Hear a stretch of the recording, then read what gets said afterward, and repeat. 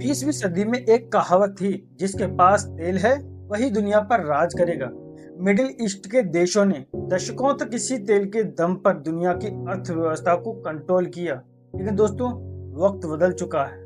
आज 2026 में दुनिया एक नए तेल के पीछे पागल है। ये तेल जमीन से नहीं निकलता, बल्कि रेत से बनाया जाता है। हम बात कर रहे हैं सेमीकंडक्टर चिप की, एक ऐसी तकनीक जिसे अमेरिका और चीन जैसे महाशक्तियों को एक छोटे से आइलैंड ताइवान के सामने खड़ा कर दिया है।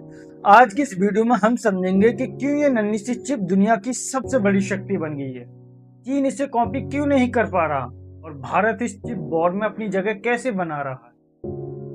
सबसे पहले बेसिक समझते हैं, सेमीकंडक्टर चिप आखिर है क्या। इसे आप इलेक्ट्रॉनिक डिवाइसेस का दिमाग कह सकते हैं। जैसे आपका दिमाग हाथ पैर को सिग्नल देता है, वैसे ही ये चिप डेटा को प्रोसेस करती है। इसे सेमीकंडक्टर इसलिए कहते हैं क्योंकि ये बिजली का आधा स्वचालक है।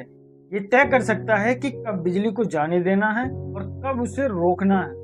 इसी हाँ और ना के खेल से बाइनरी सिस्टम बनता है, जिससे आपका स्मार्टफोन चलता है। इनफैक्ट बिना इसके आपकी कार एक लोहे का डिब्बा है, आपका फोन एक शीशे का टुकड़ा है और भारत की मिसाइलें सिर्फ एक खंबा। आज दुनिया में 14,000 से ज्यादा सैटेलाइट सिर्फ इसलिए काम कर रही हैं क्योंकि ताइवान की चिप के अंदर धड़क रही हैं। यहाँ एंट्री होती है मॉरिस चौंग की। उन्होंने एक ऐसा बिजनेस मॉडल बनाया जिसे फाउंड्री मॉडल कहते हैं।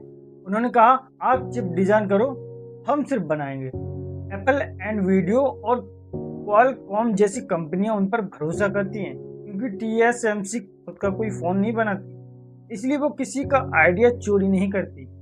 यहाँ का अनुशासन डराने वाला है। अगर रात को 2 बजे भी मशीन में खराबी आ जाए तो वहाँ के इंजीनियर्स बिना सवाल किए फैक्ट्री पहुँच जाते हैं। यही वजह है कि अमेरिका और यूरोप जहाँ कर भी ताइवान जैसी एफिशिएंसी नहीं ला पा रहे। चीन जो हर चीज का रेप्लिका या कॉपी बना लेता है, वो यहाँ फेल क्यों हो गया? इसके पीछे एक मशीन है, EUV एक्सट्रीम अल्ट्रावायलेट लिथोग्राफी। इस मशीन को नीदरलैंड की कंपनी ASML बनाती है।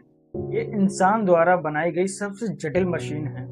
इसमें 1 लाख से ज्यादा पार्ट्स होते हैं। इसके अंदर लगे लेंस जर्मनी से आते हैं, लेजर अमेरिका से। अमेरिका ने चीन पर कड़े प्रतिबंध लगा दिए हैं कि उसे ये मशीन न मिले। बिना इस मशीन के चीन 20 साल से पुरानी टेक्नोलॉजी पर अटका है।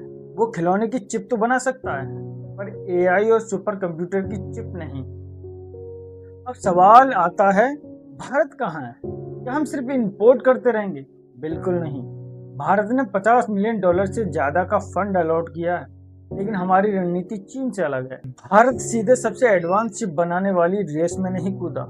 हम पहले ATMP assembly, testing, marketing and packaging पर फोकस कर रहे हैं। टाटा इलेक्ट्रॉनिक्स और अमेरिकन कंपनी माइक्रॉन गुजरात और असम में प्लांट लगा रहे हैं। दुनिया अब चीन पर भरोसा नहीं करती। ताइवान पर युद्ध का खतरा है। ऐसे में +1 स्ट्रेटजी के तहत कंपनियां भारत आ रही हैं।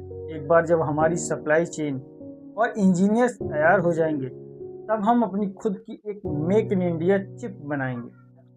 दोस्तों, चिप वॉर सिर्फ बिजनेस नहीं, बल्कि सर्वाइवल की लड़ाई है।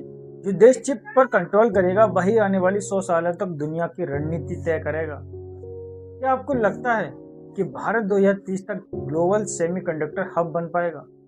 क्या टाटा और माइक्रोन की ये पार्टनरशिप भारत की तकदीर बदल देगी? हाँ, आपकी राय कमेंट में जरूर दीजिए। और हमारा वीडियो अगर आपको पसंद आया हो तो हमारे चैनल को सब्सक्राइब कीजिए।